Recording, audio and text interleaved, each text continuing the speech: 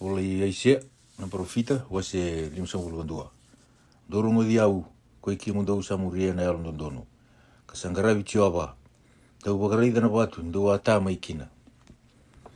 Kenangara ni keli ndo akili maikina. Tau bagarida ya parama na tamamdo. Ke sera ka wasudumi ke mdo. Sale ndo ngani wa karibi koya. Ka wa bakalunga te teki koya. Ka wa leo bunga teki koya. Ina wadingu isa yo ni kuchiowa. Ina wadingu ya na nona biasana lala. Ina takawa na nona talasinga. Mitautu wata ke iteni. Kina nona vei kau mitautu wata kina vere chiowa. Ina kuni maikina na reki kina marau. Na pawa binabinaka kina domoni sere. Dau warorunga vi au. Na nungu tamata. Ka wakatundalinga mundo vi au. Na nungu matini tu. Ina lako yani mai vi au na bunau. Ia na nungu lewa. Kauna wakatunde itaka menondra rama na vei matangali. Sabo leka na nungu lewa dono. Sala ko yani na vei wakumbulai kau sa takawa. Ia na lingangu ena lewa ira na vei matangali. Era na wara ki au na vei anu. Karena wakararavi kina lingangu. Tada kemanda ki lo malangi. Ka wakaridi buru-buru kira. Nina seawu yani na lo malangi me wakana kumbou. Kamandra mai na buru-buru me wakana isulu. Karena mati wakakina na lewena. Ia nambula sama ibi yau ena sianga ni mundu. Kina nungu yalo ndondonu ena sianga ni takali. Do warorongo vi yau. Ko ikimu do usa kilana yalo ndondonu. Na tamata sa tiko elma mundu na nungu bunau. Ka kuwa ni do rerevaka na nondra pasadana tamata.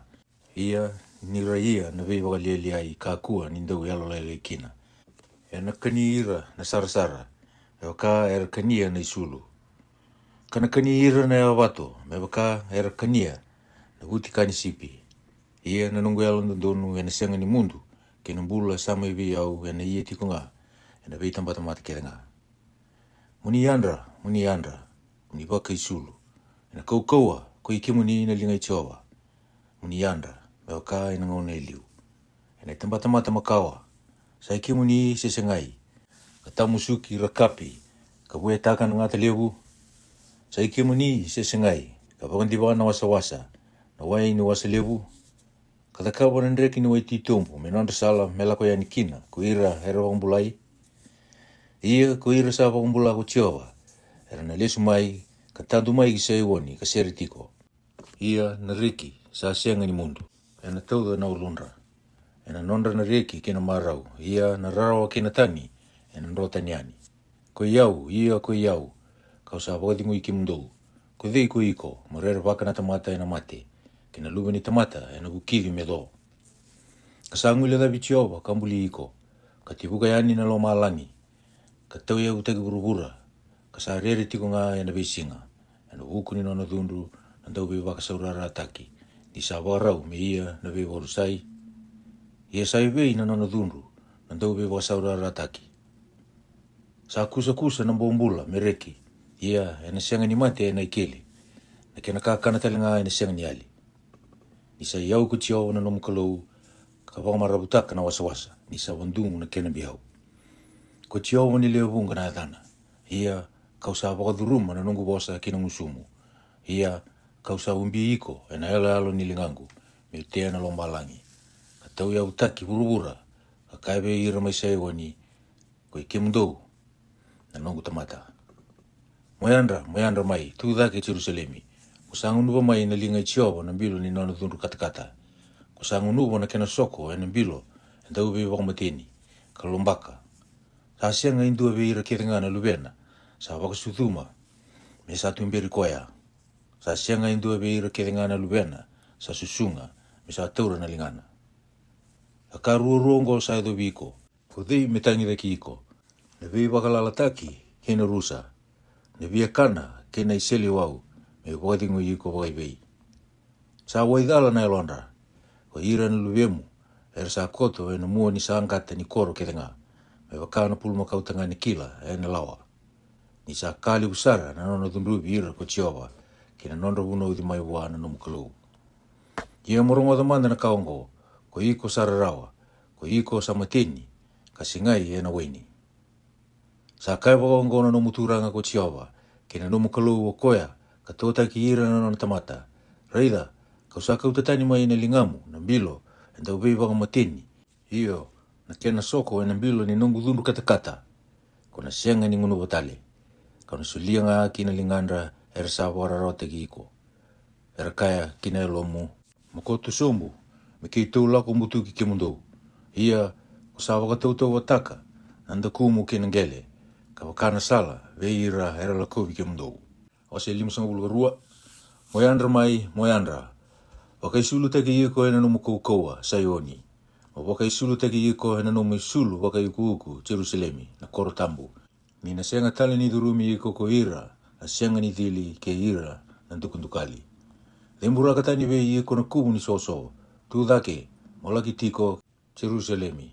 Sera katani na iwau ni dumomu, ko iko na wane liao ni sayoni na bombula.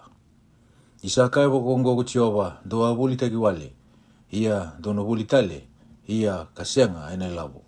Ina kai wakongo na turanga kuchioba, era sala kusobu iliu, ko ira na ngutamata ki chipita, mera tuku bulan kina. Ia ko asiria, sa wakasura teki ira wale. Ia ongo, adaba me udakawa ike, sa kai kuchioba. Nira sa kautaini wale ngana ngutamata, ko ira kalewe ira, era keila. Sa kai kuchioba, kasa bosa wakadada te ngana e dhangu e na vesinga ke nga. O koe ango era na kila nga kina na e dhangu na nungu tamata. O koe ango era na kila kina e na singa koe a ni sa iau ongo sa kaya reiri au. Na kena langi e na ulu ni wanua na ewa i koea sa kauta mai na i rongo binaka. Sa wakarongo e mai na sautu. Sa kauta mai na i rongo binaka ni ka binaka. Ka wakarongo e mai na vei wangbulai. Ka sa tukuna mai ki sayoni. Sa lewana no mukalou. Ando monda na no mui wakatawa. Era sa tambalaka na do monda era ia wata na nonda kaila. Ira na reida he na matana votu ni sa lesu mai ki sayoni ko chiowa. Dolo ngata mai na siere ni marau. Do kai kaila wata. Na vea sana lala ni Jerusalemi. Ni sa wadingo ira na nana tamata ko chiowa. Ka sa wambula i Jerusalemi. Sa wakarai taka mai ko chiowa na lingana tambu e matandra. Na vei mati ni tu ke denga. Ia na yala ke denga ki urugura e na kunea na mbula sa mai vi koe na nonda kalou. Do lako lako tani eke, do kakua ni tarana ka sa asianga ni sawasawa, do lako tani mai wā, do sawasawa mai ko i kemundo ka kauta na ia ni Jehova. Ni na senga ni wakariri na nomundo lako tani, ia do na senga ni nro, ni do sa lako tu, ni sa kemundo i liu ko Jehova, ke na kemundo i murmuri na kalou ni Israeli. Reida, e na taka wakabuku ko koea na nungu i talatala.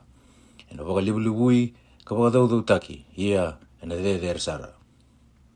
Me waka era kurumbu i taki iko, na leo wunga, ni sa wakadadani wakaleo na matana ka wakalailai na mata ni tamata ke denga. Kena e ngona talanga, me sianga ni wakateki ira na luwe ni tamata. E na wakakina, e na kure i taka na vimata ni tue wunga. E na ngalu ko ira na tui e na wukuna. Nira na kunea na kasa sianga ni tukuni we ira. Kina ka era sa sianga ni rongoda era na kila. Wase 5.3. Ko dei sa wakambauta na ni tui tukutuku. Ia sa wakatakile we dei na linga i Jehova. Ni sa tumbudake ko koea me wakana dhoke e matana. Ka wakana waka ni kau menangele mamada. Sa sianga ni binaka na matana ka sa sianga ni utukai binaka na ngona. Ia ni sa reidi koea sa sianga ni mata binaka ko koea. Mentangurui koea kina. Sa mbeli koea kambiuta ko ira na tamata. Sa tamata enda urarawa na lomana. Ka sa andau kila kararawa. Ka sa waka indua enda tambo naka na matanda mai wei koea. Sa mbeli kanda asianga ni ndokai koea. Indina sa dolata ko koea na nonda rarawa. Ka sa dolata na rarawa ni lomanda. Ia enda wakalewa bua ni sa eviti ka dunrubi mai bua na kalou. Ka wararawa taki. Sa wakamabawa taki ko koea ena huku ni nonda talaindende. Ka sa anganggi ena huku ni nonda takadala. Sa tau bua na dunrubi. Sa wuni nonda bebi na katitali. Ia ena weni kena kuita enda sa wambula ikina. Ko ikenda keda enda sa sesenga me wakana sipi. Enda sa anduile sutani kina nonda sala ko ikenda ya andua. Ia ko Jehova sa wakatauda wei koea na nonda takadala keda nga. Sa wakasaurara taki. Ka sa wakamulmulumu nga ko koea. Ia sa sianga ni wosa mai ko koea. Me wakana lami sa tumberi me wakamati. Ka wakana sipi sa ngalu ena mati koea sa kotiwa. Sa ngalu wakakina ko koea. Na wei wakararao taki kena vele wai sa kautanikina ko koea. Ia ko debe ira na nona i tambatamata me rawana numakina. ni sa mundu kita ni kokoya mai na vonua ni bola. Kasaya viti ana vuku ni nonda tala indre na tamata. Ara tau sambulu ti koya vata ke ira na tamata ta. Ke ira na vuti ni au ni sa matindi na kokoya. Kasenga nga ena vuku ni sa wala kukoa. Kasa senga na beba kai sini ana musuna. Ia sa vina kata ko Jehova menga gi koya. Kasa wararau taka ko koya. Ni sa takawa na elona me soro ena vuku ni wala ta. Ena ngai kunia na nona kawa. Ena pangandinde taka na nona ngauna. Ia na kai vina kata ko Jehova ena pawai loranga ko koya. Ena kunia ko koya na vua ni beba o taki ni alona. Kana pawai muinga. Nira sa kilei koya na nungu italatala ya lundundunu. Ena pangandunu irikina na lewe bunga ko koya. Ina tolata ko koya na nonda takatala. O koya ngo kauna botai koya kina ke ira na lewe bunga. Ia ena botai koya bata ke ira na nganga ena itoki ni walu. Kani sa sulia uti na nona bula kina mati. Kasa wili bata ke ira na dautala indre. Kasa tolata ko koya na nonda wala ta na lewe bunga. Ia ena bukundra na dautala indre sa ia. Tapi masulaki. Wasi limsogula ba. Mo ia na sere ko iko na awa. Sa sianga ni wakasudu langata manda na sere. Ka ia na kaila ko iko sa sianga ni tartara. Nira sa leo bunga na lube koya sa ambiu. Ka leo leilai na lube koya sa wawati. Sa kaya ko Jehova. Waka leo taka na tikina sa atu kina na nomu balilata. Ia na kena ilati ni nomu itikutiko mendrea ngayani. Ka kuwa ni kumani ni taka. Wakambala butaka na nomu dali. Ka wakandei taka na nomu ibako. Niko na tete yani waka kinai matau kinai maui. Ia na nomu kawa na tau kena na vei mati ni tutani. Watawana vei koro garusa tu. Mokaku ni rere, niko na sianga ni mandua. Ia mokaku ni tangaya, niko na sianga ni baka mandua taki. Niko na ngwele dawa na kaa ni nomu vei baka mandua taki. Niko wangone alewa ia na kaa korongo da kina, niko sa ayanda, kona sianga ni nomu tale. Ni sa watimu ko koya, kaambuli iko, ko Jehova ni leo bunga na edana. Sa ikoya na nomu ibang bula na yalo sosaba ni Israeli. Ena wakatukai ko koya na kalu ni buru tau doko.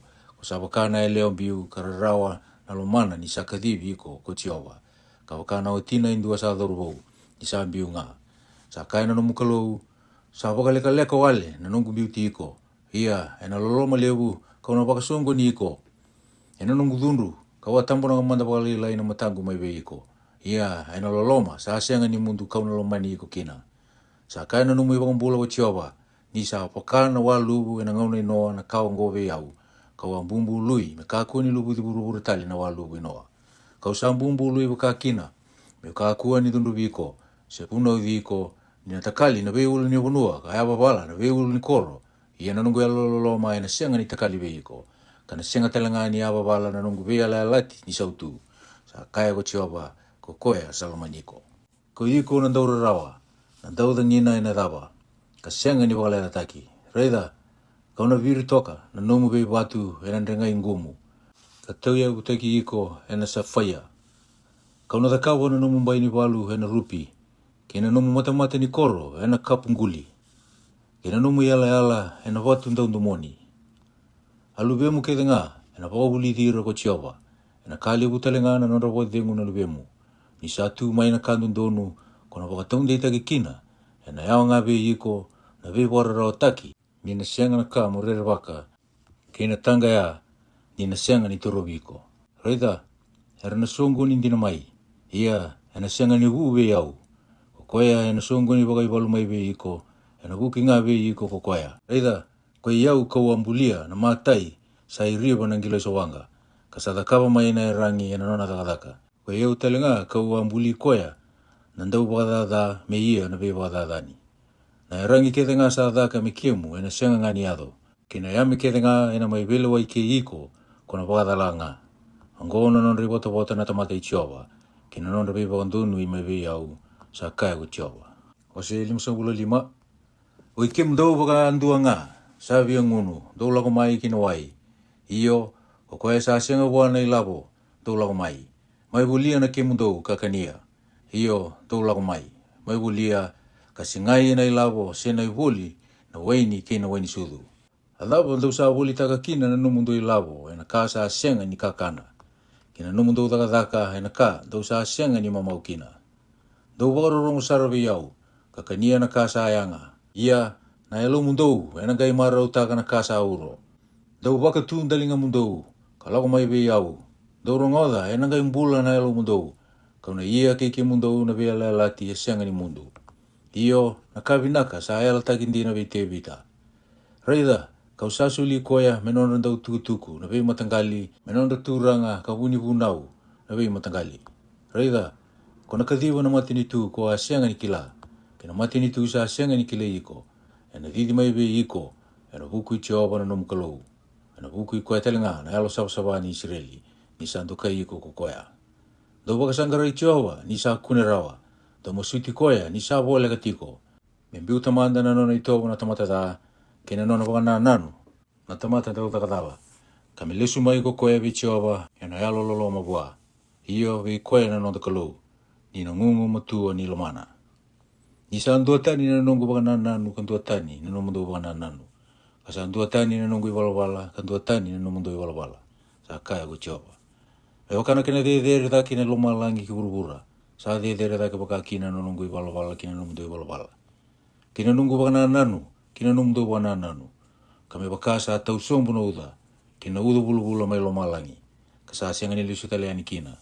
Ia sa baka susu taka mandangan ngeli. Kabaka mbulu taka kami kumbu.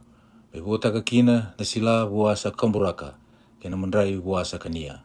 Ena baka talenga kina na nungu bosa kausa bosa takayani. Ena sianga ni lesu tale wale biyau. Ena baka dhora mandangan na kausa binakata. Kantau takayado ena kau atala kina. Indo na marau indo sa lagoyani. Kabaka diengu indo sa tumberiani. Na veulu ni bonua kena veulu ni koro ena langata na sere e matamundou. Ia na kau ngani wanua ena ia na dombo. Ena tumbu mai na damanu me kene susomi ni soni. Kana tumbu mai na mateli me kene susomi ni salato. Ia na kaungo ena rongo kina na yada i Jehova. Kana kena i wana numi e senga ni mundu ena senga ni takalirawa. Wase limsang uluhono. Sa kai boka ungo Jehova do boka mbouta na lewa. Kata kaba na i wala nundunu. Ia sa vole kaniado na beba umbulai kauna takaba. Kina nungu lewa nundunu sa voleka i baka takilai. Sa kalunga tana tamata ena takawa ongo. Kina luwe ni tamata sana tauru matua. Ni sa baka tambuya na singatambu. Me kakua ni baka dadana. Ni sa taro baka lingana. Me kakua ni takawa indua na kada. Ia na kaitani sa turuwi Jehova. Me kakua ni bosa kukoya. Kakaya ena tawasi ia utani sara ko Jehova. Mai ve ira na nona tamata. E kakua talanga ni kaya ko ira na mati ni bonua. Reida ko iau kau sa kau mandu. Ni sa kaya baka ongo Jehova ve ira na mati ni bonua. Era sa baka tambuya na nungu singatambu. Dingi taka na kakau sa rikitaka. Kau toru matua na nungu vela lati. Kau na sulia me nonra. E na nungu vale ke na nungu loma ni mbai. Na tikina ke na hada e vinaka. Kada me sona luvena tangani ke na luvena lewa. Kau na sulia ve ira na hada rongo. Ka senga ni mundu. Ena senga ni takali. Ia ko ira na kaitani era sa turuwi Jehova. Era ngarawi koya kalomana na hada i Jehova. Era nona tamata. Karandui baka tambuya na singatambu me kakua ni baka dadana. Karaturu matua na nungu vela lati. Kau na kauti ira mai ki na nungu ulu ni unua tambu. Kau maru te kira na nungu vale ni masu. Anonda i sorokama. Ki na nona rimanrali. Ena vandu nui na nungu damu ni soro. Ina baka tukai na nungu vale. Nonda vale ni masu na tamata ke nga. Sa kaya na turanga ko Jehova. Ko koe sa baka sungu ni rovata mai na Israeli era baka sibi. Kau na ia tale. Me baka sungu ni ira na tani vei koea. Me kenrei kuri era sa baka sungu ni rau mai. Ko ikimdo kete na manu ni bonua. Tau mai kana. Iyo ko ikimdo kete na manu ni vei kau. Ko ira na nonda baka tawa. Era sa matamboko ke nga. Era sa sianga ni buku. Ko ira ke nga era sa kuli ngalu. Era sa sianga ni oso rawa. Era tandra. Era koto. Era vina kata na mode. Ia na kuliongo era nanda ukana. Era sa sianga ni mamaurawa. Ia ko ira sa ibakatawa. Era sianga ni bukurawa. Ko ira kede era sa andu ingol nga kina nona sala. Na tamata andua kina nona iau. Era sa bakakina ko ira kede nga. Era sa kaya tu ia. Kona lagi kau tamai na weni. Ia mitungunuba wali usara na ngona. Era bakana singa inda ina singa ina mataka. Ia eni vinaka wali utak saranga. Wasi limsangulu bitu. Saya lina tamata alundurno. Kasasianga yang dua sa vakasar kilomana. Ia na tamata ya loloma era sa kau tatani. Kasasianga yang dua sa vakana numa ni sa kau tani kina na yalo ndondo numa nda samber mai. Ena duru kina vakavakadingu koya. Era vakadingu no ena nondre koto. Kora yang dua era sa lako vakandondonu. Ia ko ike mundou, dou toro mai kike. Na lo vena e lewa nandou daka i sau. Na kawa nindau e lewa ke nandou tangani. Veidei ndou sa ia kina na vei vakalieli ai. Veidei ndou sa vakambia ngusu kantara ya mikina. Ndou sa sianga li ni luveni ndou talain rendre na kawa ndou lasu. Ko ike mundou, ndou sa vakangangano taki ke mundou ke na mata kau e ruku ni kau mbulu ke denga. Kasaba ko mate ira na ngone na wonu ngingilo ruku ni ulu watu. Na watu yango binaka ni waindondo ko sa wota ikina sai koya nga kanomu wota hia kina kako ya ko sa soba kina na isievu ka wota mbora na mandrali me siangali ni dundu na kaungo ndala ni ulu ni wonu dere karewa idake ko sa kavo na nomu mode io ko sa da medaki kina ma wota mbuisoro ia maindaku ni songo kena nduru ni katumba ko sa nduru ikina na nomu ibogana numi ni ko sa beauty au kalagi waka reitaki ko wa hindu atani kasa rame taki kina ko sa waka liutaka na nomu mode ka ia na via la tike ira ko sa vina kata na nonre mode na bonua ko sa reita kina ia ko ala ko buana tui ni ko sa lumuti tu ko sa waka liutaka na nomu lumu ka sa tala ira na nomu italaki kina bonua wayawa ka sa waka sisila taki ko somu ki etesi ko sa oda na nomu ndolako ia ko sa senga ni kaya au sa oda walenga ko sa ngai kunia na kaua nilingamu o ko ngo ko sa senga kina ni alo lai ko dei ko ando mbulu kina karere baka mola su kina ia ka sa senga ni na numiau ko sa senga talanga ni waka sara gelo mamu ni wa ngalunga io mai liusara sai ko nga ko sa senga ni rere baki au kina ne ono baka takila na numu alo ndonu kina numu daka ia na kaungori na senga ni anga veiko ni ko sa tangi pero ngai bang bule ko ira ko sa ba songo na bata ena kauti ira ke taninga na rangi ia na mundur na kauti ira tani ia ko koya sa ba ravi vi au ena rawata na bonua kana tau kena na ngulu ni bonua tambu ena ngai kai ko koya do boderea taramaka na sala kauta tani mai na non sala na nungu tamata na ka era tarambekina isa kai bo gongo ko koya sa de kalibu sa tiku nga ena ngauna tawa mundu ena dana ko koya ke alo sawa au sa tiku ena tikina de katambu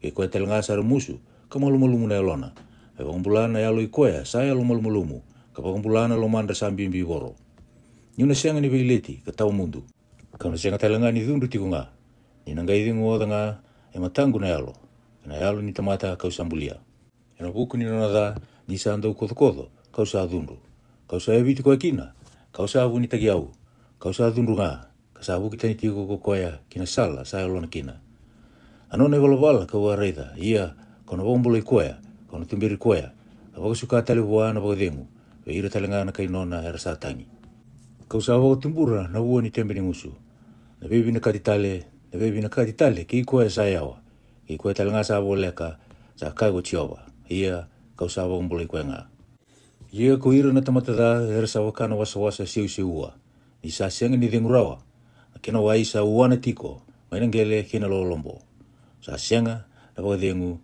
sa kai na nungu kalu ve ira na tamata i wala da wase lim so gulo walu mukadi bondo muilewu ka ko ni bo dengu tambalaga na momo me wakana ndagui ka wakatakila ve ira na nungu tamata na nonda tala indendre ia kina matangali chia kope na nonda i wala da ia era sa baka sangare yutiko ena ve singa era sa reki ni rekilana nungu sala me wakana matini tu sa ando da kandonu kasa senga ni biuta na lewani nonda kalu era sa tarungi au ena buku ni velo wai ndonu era sa marau mera turubi ko na kalu era kaya adaba ke mami sa lolo kina ka kuni sa senga ni reida ka wara te ki mami kina ka kuni sa senga ni kila reida ena numu do singa ni lolo do sango leva na marau ia do sa baka sa utaka na numu do tamata taka kerenga reida do sa lolo ka sa tubu kina na vileti kina vidun rubi ka me be wadu kina ena linga i wala da Dona senga ni lolo me waka ena singa indai.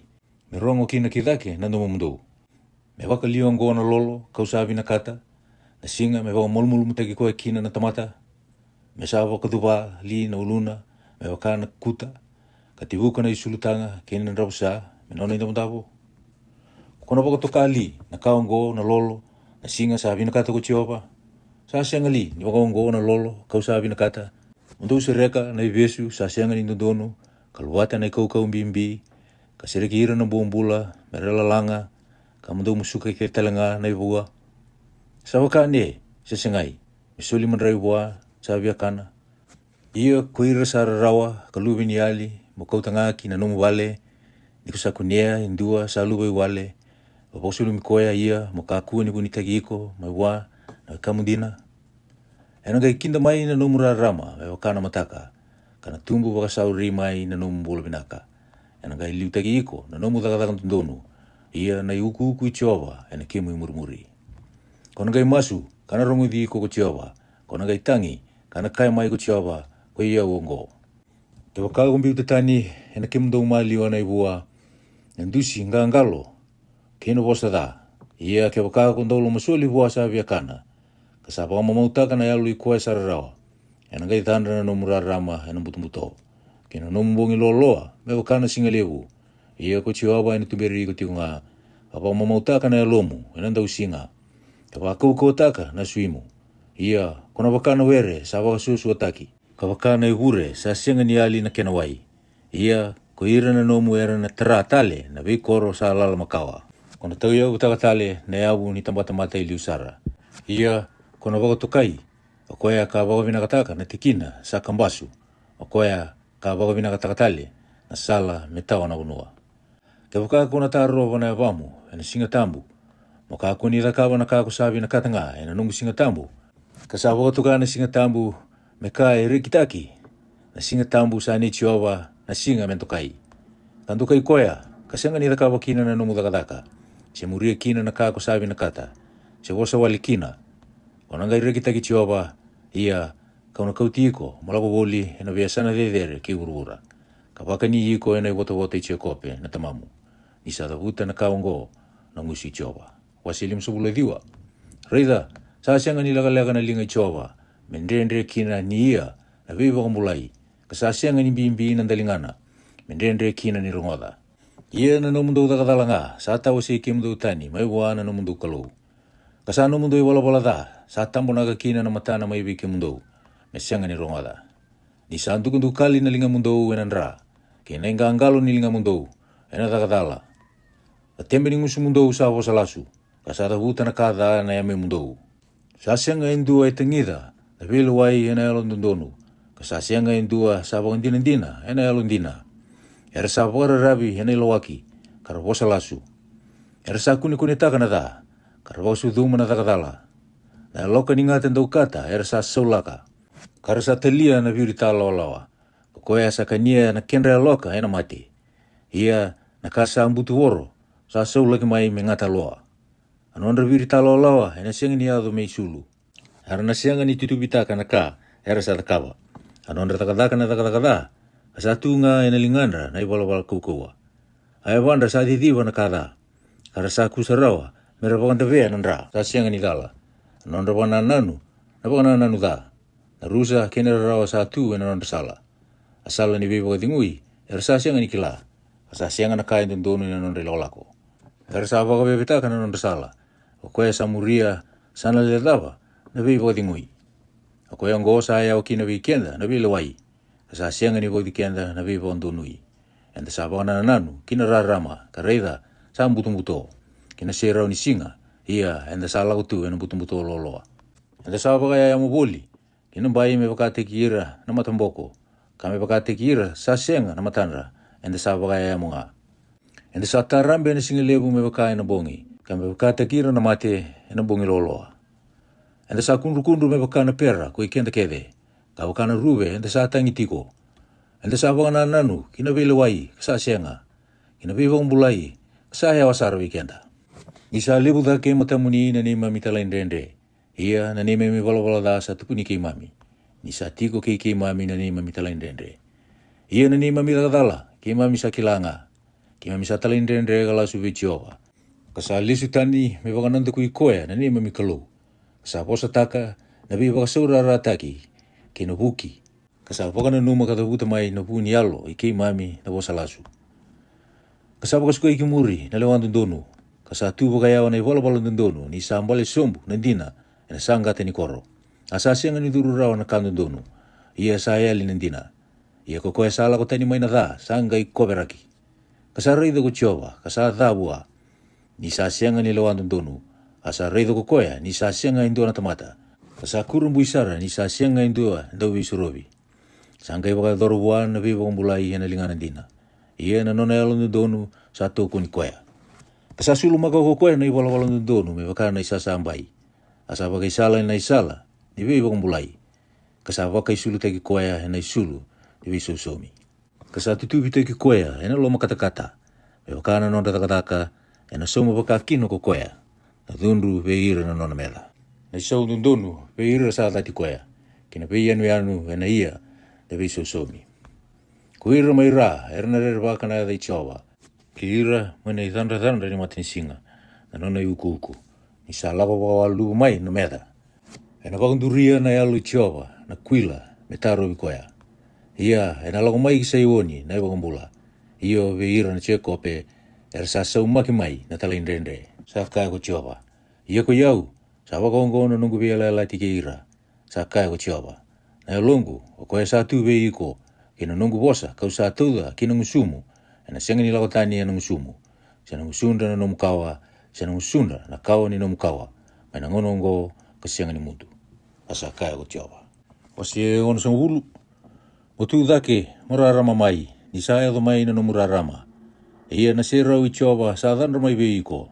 Iyo, reida, na mbutumbuto. Na umbi burubura. Kina mbutumbuto loa. Na vei matini tu. Ia, na dhandra mai ve iko ko chawa. Kina nona serau, na reidi ni sa dila viko. Ia na vei matini tu tani, na lago boli na nomurarama. Ke ira na tui, na serau ni kemu i dhandra. Tadake, karai boli.